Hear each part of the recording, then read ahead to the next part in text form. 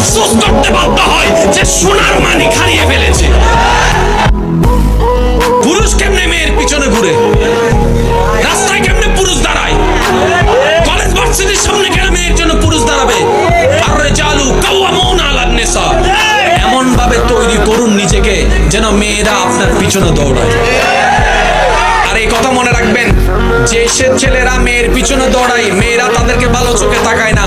মেয়েরা বলে যে তোমরা তো পুরুষ জাতি, আমাদের পিছনে